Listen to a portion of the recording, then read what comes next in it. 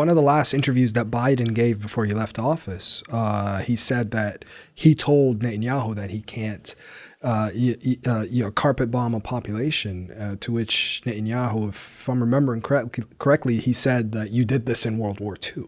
I said, but Bibi, I said, you can't be carpet bombing these communities. And he said to me, well, you did it.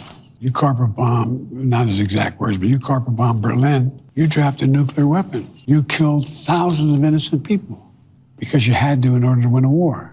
This is, in Netanyahu's mind, I would say the vast majority of Israeli Jews today, they don't see Palestinians as Palestinians. One of the conditions we know historically, also from the Holocaust, for a genocidal attack on a group is dehumanization.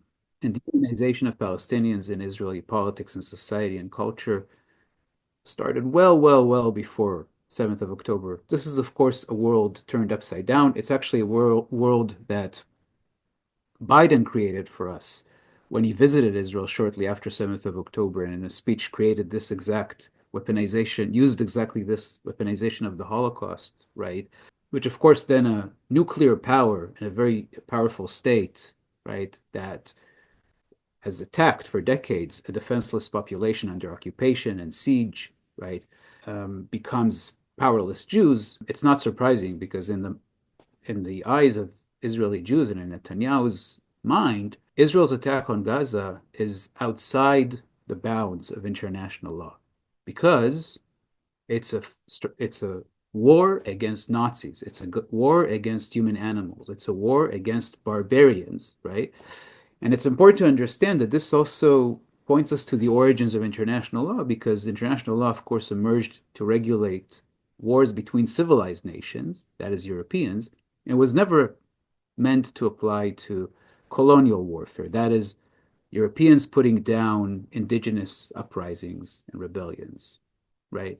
Which is how Israeli Jews are understanding what's going on. So if there's a war against Nazis, and if in order to defeat the Nazis, everything was permissible, and indeed carpet bombings of German cities by the Allies, was part of defeating the Nazis, then it's also permissible. In this case, everything is actually permissible. There is no law in Israeli Jewish minds here, and in Netanyahu's eyes.